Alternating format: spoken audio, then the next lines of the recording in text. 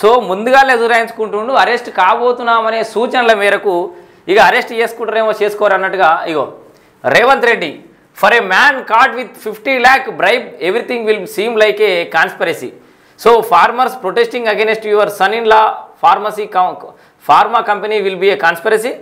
Farmers not bowing down to your brother's threats is a conspiracy. Two people talking on the phone is a conspiracy. So people posting their woes on social media is a conspiracy. So a stand with poor tribal farmer is a conspiracy.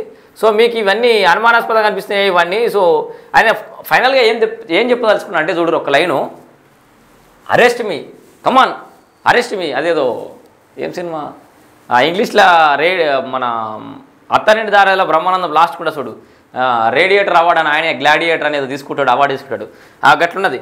Come on arrest me, I will walk into the prison with my head held high for standing by the farmers of Telangana.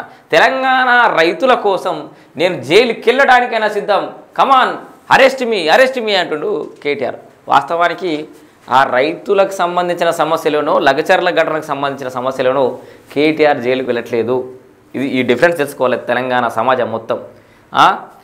వడ్లకు మద్దతు ధర ఇస్తలేరని కొట్లాడినోడు కాదు, రైతుల కళ్ళాల ఒడ్లు ఆనే ఉన్నాయి కాబట్టి పోయి వాళ్ళు ఎంబడ కుప్ప నూడిచినోడు కాదు, రైతులకు ఈయన ఏదో మేలు చేసినోడు కాదు. రైతుల కోసం పోరాటం చేసి ఆయన జైలు పోవట్లేదు. ఇక్కడ డిఫరెన్స్ క్లియర్గా అర్థం చేసుకొని రేపు ఎల్లుండో ఇప్పుడు మన మాన్యూస్ అయిపోయేలోపు ఎప్పుడైనా అరెస్ట్ కావచ్చు రామన్న. సో అరెస్ట్ అయ్యేది రైతులకు సంబంధించిన అంశంలో కాదు, కాకపోతే ఆయన ముందుగానే చెప్పుకుంటున్నాడు తెలంగాణ రైతుల కోసం నేను జైలుకి వెళ్ళడానికైనా సిద్ధం అంటుండు.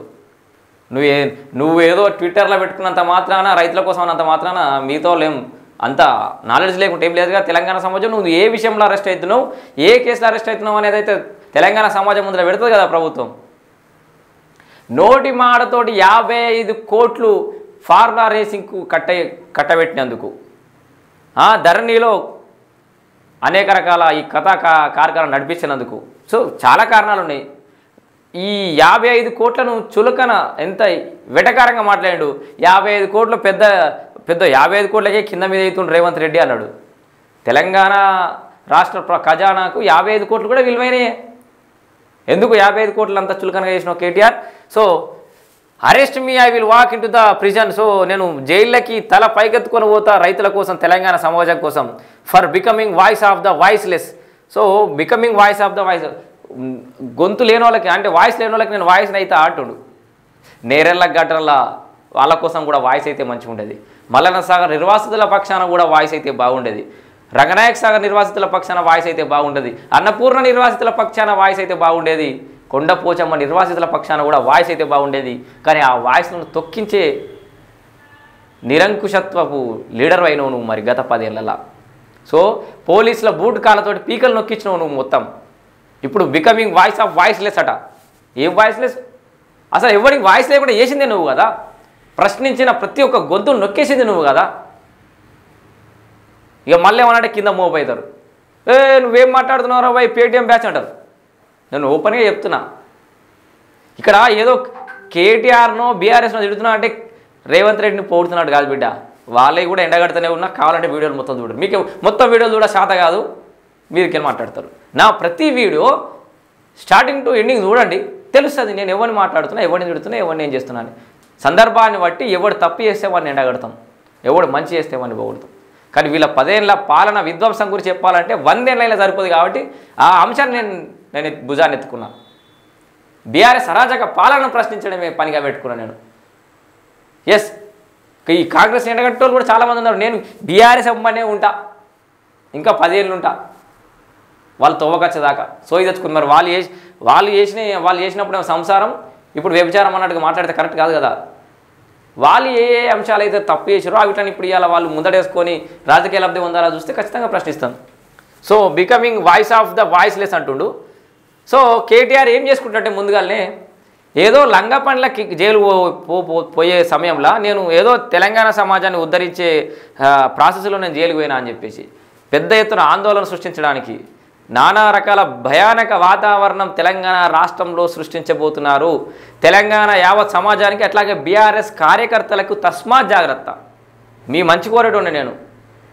రామన్న చుట్టుండే సైన్యం కానీ హరీష్ అన్న చుట్టుండే సైన్యం కానీ జర్రంతా విజ్ఞతతో ఆలోచించురు ఏం జరుగుతుంది 10 ఏళ్ల కాలంలో ఏం జరిగింది ఇప్పుడేం జరుగుతుంది కొంచెం సునిశ్చితంగా బాగా అబ్జర్వ్ చేయండి ఈ 1 ఇయర్లో ఏం జరిగింది అనేది ఎక్కడ ఏ ఆందోళనలో ఏ శవం దొరుకుతుందా ఎవడన్నా సూసైడ్ చేసుకోకపోతాడా మాకు బలం చేకూరకపోతా అని ఎదురు చూస్తారు వీళ్ళంతా ఒకవేళ రామన్న అరెస్ట్ అయితే ఎవడో కూడా గ్యాన్సుని పోసుకొని సావాలన్నట్టుగా చూస్తారు ఎవరినో అని ఉసుగొల్పుతారు కూడా సో ఏం జరిగినా ఆశ్చర్యం లేదు నేనైతే చాలా భయంకరంగా ప్రెడిక్ట్ చేస్తున్నా మీరు ఏమనుకున్నా సరే అట్లాంటి జరగద్దనే కోరుకుంటున్నా ఒకవేళ జరిగితే కనుక ఇది ఖచ్చితంగా వాళ్ళ కుట్రని ఇలా ప్లాన్ చేసినవే ఉంటారు అట్లాంటిది కూడా ప్లాన్ చేసే ఉంటారు ఏముందో దిష్టి బొమ్మ తగలబెడుతున్నాం అనే కారణంతో ఆ దిష్టి బొమ్మ ఆ మంట కాస్త అని కంటిస్తే కథం కథం ఉవ్వెత్తున ఉద్యమం ఎగిసిపడుతుంది బీఆర్ఎస్ పైన నిలబడుతుంది మేబీ అదే ప్లాన్ అయి ఉండొచ్చు సో నేను కాదని రాజకీయ ఎత్తుగడ ఉండొచ్చు కానీ కార్యకర్తల మిమ్మల్ని నమ్ముకున్న కార్యకర్తల ప్రాణాలతోటి మాత్రం ఆడుకోవద్దని చెప్పేసి ఈ సందర్భంగా బీఆర్ఎస్ నాయకులకు నేను హెచ్చరిస్తున్నా రిక్వెస్ట్ చేస్తున్నా మమ్మల్ని మాలాగా బతకనియండి మా కార్యకర్తలు బతకనియండి ఏదో మీ పార్టీ జెండాలు మోస్తారు అంతా పాపం తగులుతుంది వాళ్ళ అట్లాంటి వాళ్ళని బలి చేస్తే మీ రాజకీయ లబ్ధి కోసం కార్యకర్తలు బలి చేస్తే పాపం తగులుతుంది మీకు అట్లాంటి ఆలోచనలు కనుక ఏమైనా ఉంటే అట్లాంటి ప్లాన్స్ కానీ ఏమైనా చేసుకుని ఉంటే వీటిని వదిలేయాలి విరమించుకోవాలని చెప్పేసి ఈ సందర్భంగా తెలియజేస్తున్నా ఇక వార్తలకు వెళ్దాం సో ఇదే ప్రీ ప్లానింగ్ ఇలా ప్రధాన హెడ్డింగ్ కూడా ఇదే ఉంది అరెస్టు ప్రచారం నేపథ్యంలో కేటీఆర్ అలర్ట్ ఇప్పుడే కాదు ఎప్పటి నుంచి అలర్ట్ ఉన్నాడు ఏదైనా జరగచ్చు సిద్ధంగా ఉండండి ఏదైనా జరగచ్చు సిద్ధంగా ఉండండి అని నొక్కుతూనే ఉన్నాడు చాలా రోజుల నుంచి ఎందుకంటే ఏదైనా జరగచ్చు అని ఆయన తెలుసు మనందరూ తెలుసు కాబట్టి సో సిద్ధంగా ఉండమంటే ఏంది గిదే ముందస్తు ఏర్పాట్లు వ్యూహాలపై ఫోకస్ జైలుకి వెళ్తే నేతలు అనుసరించాల్సిన స్ట్రాటజీపై డిస్కషన్ గీ ముందస్తు ప్రణాళిక ముందస్తు ఆలోచన తెలంగాణ ప్రజల గురించి సమాజం గురించి ఉంటుంటే చాలా బాగుండేది బుధవారం రాత్రంతా నందినగర్లోనే హరీష్ రావు ఎమ్మెల్యేలు నేతలు సైతం భవన్లోనూ పార్టీ ముఖ్య నేతలతో మీటింగ్ కార్యాచరణపై సమాలోచనలు మండల నియోజకవర్గ కేంద్రాల్లో నిరసనలకు ప్లాన్ ఉద్యమ స్థాయిలో ఆందోళనలకు ప్రణాళికలు అట ఇది ఉద్యమ స్థాయిలో ఆందోళనకు ప్రణాళికలు నిజంగా తెలంగాణ రాష్ట్రానికి ఆందోళనకరమైన ప్రణాళికలేవి ఏమాత్రం మంచిది కాదు స్వాతంత్ర సమర యోధుల గురించో తెలంగాణ రాష్ట్రం గురించో కొట్లాడినామంటే అదొక ఉద్యమం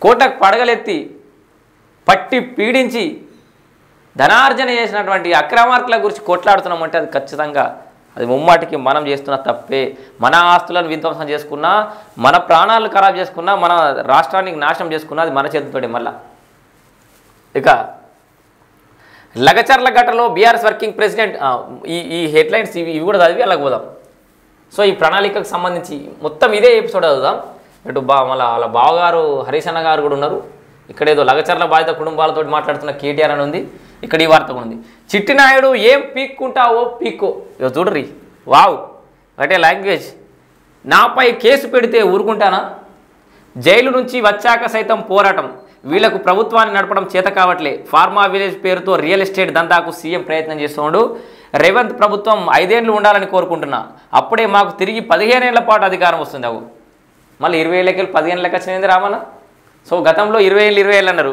ఇప్పుడు ఊడిపోయింది మళ్ళీ 15 ఏళ్ళు వస్తుంది మాకు అధికారం అంటుండే ఇప్పుడు ఊడిపోతున్నట మీడియా చిట్ చాట్లో కేటీఆర్ అరెస్ట్ చేస్తే గర్వంగా జైలుకి వెళ్తా నన్ను ఏదో ఒక కేసులో ఇరికిస్తారని ముందే తెలుసని కేటీఆర్ అంటుండు సో ఫిక్స్ అయిపోయింది మానసికంగా ఇక్కడ ఏముందో కూడా చూద్దాం ఒకసారి లగచర్ల ఘటనలో BRS working president KTR arrest తప్పదనే ప్రచారం ఊపందుకుంది కొడంగల్ మాజీ ఎమ్మెల్యే పట్నం నరేందర్ రెడ్డి రిమాండ్ రిపోర్ట్లో కేటీఆర్ పేరును చేర్చడంతో నాకు తెలిసి అయితే 100% ఈ కేసులో కాదు చేర్చడంతో ఈ ప్రచారానికి మరింత బలం చేకూరింది ఈ మేరకు కేడర్లోనూ అరెస్ట్ అనుమానం బలపడింది మరోవైపు బుధవారం అర్ధరాత్రి కేటీఆర్ను పోలీసులు అరెస్ట్ చేస్తున్నారని ప్రచారం జరగడంతో నందినగర్లోని ఆయన నివాసానికి నేతలు కార్యకర్తలు భారీగా చేరుకున్నారు జై తెలంగాణ జై కేటీఆర్ అంటూ నినాదించారు దీంతో కేటీఆర్ సైతం అలర్ట్ అయ్యారు ఉమ్మడి జిల్లాల వారీగా మాజీ మంత్రులతో భేటీ అయ్యి అరెస్ట్ తర్వాత చేపట్టాల్సిన కార్యక్రమాలపై చర్చించినట్టు సమాచారం మండలాలు నియోజకవర్గ కేంద్రాల్లో చేపట్టాల్సిన నిరసనలపై వారికి పలు సూచనలు కూడా చేసిరట సో 3వ పేజీలో హరీష్ అన్నది మళ్ళీ వెనకచ్చిపోదామా ఇది చదివి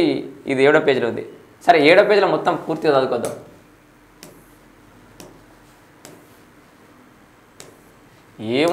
ఏం పంచాది ఇది ఏం కథాకారక అనేది చేసినట్లు విశ్వసనీయంగా తెలిసింది. ఉద్యమ సమయంలో ఏ విధంగా నిరసనలు చేపట్టారో ఆ స్థాయిలో ఆందోళనకు ప్రణాళికలు చేసినట్టు ప్రచారం జరుగుతోంది. అంతేకాకుండా లీగల్ టీంను సైతం అందుబాటులో పెట్టుకొని వారితో చర్చించారు. నేతలతో కేటీఆర్ వరుస భేటీలు అవుతున్నారట. ఇప్పటికే ఫార్ములా ఈ రేస్ ఫోన్ ట్యాపింగ్ కేసులో కేటీఆర్ అరెస్ట్ అవుతారనే ప్రచారం ఊపందుకుంది. చూసిరా, నేను చెప్పింది ఇదే. ఖచ్చితంగా గిట్లనే అవుతాడు. కానీ ఈ కేసులో ఇంతవరకు పురోగతి లేదు. ఏం చేస్తాం, కాంగ్రెస్ గట్ల వాళ్ళ యొక్క విచారణ గట్ల ఏడ్చింది. అయితే తాజాగా లగచర్ల ఘటనను ప్రభుత్వం మరింత సీరియస్గా తీసుకోవడం, ఈ కేసులో కేటీఆర్ పేరు తెర మీదికి రావడంతో ఇక ఆయన అరెస్ట్ తప్పనిసరని ప్రచారం సాగుతోంది. ఈ క్రమంలో గురువారం కేటీఆర్ ఉమ్మడి నల్గొండ, మహబూబ్నగర్, ఖమ్మం, వరంగల్, మెదక్ జిల్లాల నేతలతో తెలంగాణ భవన్లో ప్రత్యేకంగా భేటీ అయ్యారు. మాజీ మంత్రులు, ఎమ్మెల్యేలు, మాజీ ఎమ్మెల్యేలు, కార్పొరేషన్ మాజీ చైర్మన్లతో పలు అంశాలపై చర్చించారు. గ్రేటర్కు చెందిన ఎమ్మెల్యేలు, ఎమ్మెల్సీ, కార్పొరేటర్లు సైతం వచ్చి కేటీఆర్ను కలిశారు. ఇక అన్న లోపలికి పోతూనే కలిపిపోతారట. ప్రస్తుతం జరుగుతున్న రాజకీయ అంశాలపై సుదీర్ఘంగా చర్చించారు. బీఆర్ఎస్ పార్టీ తరఫున చేపట్టాల్సిన కార్యక్రమాలు తదితర వాటిపై చర్చించినట్లు సమాచారం. ఎవరికి ఏ నోటీసులు వచ్చినా అధైర్యపడొద్దని, ప్రభుత్వం కక్ష సాధింపు చర్యలకు, బెదిరింపులకు పాల్పడే అవకాశం ఉందని, అందరికీ పార్టీ అండగా ఉంటుందని కేటీఆర్ హామీ ఇచ్చినట్లు సమాచారం. నోటీసులు అందుకునే అవకాశం ఉన్నా వారికి ముందస్తుగా పలు సూచనలు చేసినట్టు. నోటీసులు ఎవరెవరైతే అందుకునే అవకాశం ఉందో వాళ్ళందరికీ ముందుగానే సూచనలు చేశారట.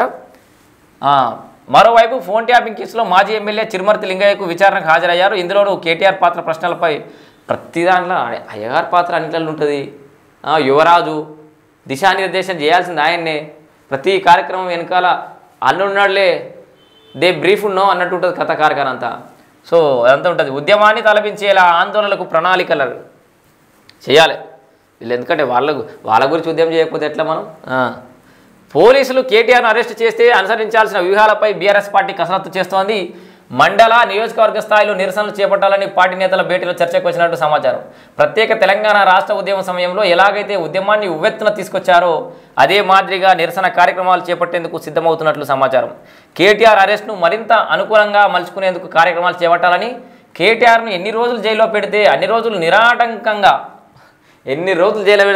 నిరాటంకంగా నిరసనలు చేపట్టాలని ప్రణాళికలు రూపొందిస్తున్నట్లు సమాచారం. కేటీఆర్ అరెస్ట్ను రాజకీయంగా వాడుకోవాలని, ప్రజాక్షేత్రంలో ప్రభుత్వ వైఫల్యాలను వివరించి కాంగ్రెస్ దోషిగా నిలపాలని బీఆర్ఎస్ స్కెచ్ వేస్తోంది. ఇక నేతలు, కార్యకర్తల్లో కూడా ఉత్కటన లేకపోతే ఆసక్త, దీని ఏమనాలో. ఇక కేటీఆర్ అరెస్ట్ అవుతారనే ప్రచారం నేపథ్యంలో నేతలు, కార్యకర్తలు తెలంగాణ భవన్కు భారీగా వస్తున్నారు. మొన్నటి వరకు సందడి లేని భవన్ ఇప్పుడు కేడర్ రాకతో కలకల్లాడుతోంది.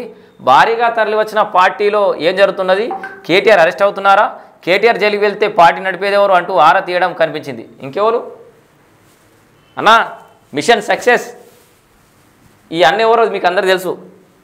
పార్టీ అధినేత కేసీఆర్ ఏ నిర్ణయం తీసుకోబోతున్నారు, పార్టీ కమిటీలు వేస్తారా, కాలయాపనతో కాలం వెల్లదిస్తారా అనే అంశాలు చర్చిస్తున్నట. మొత్తం అన్నీ అయిపోయిందిగా.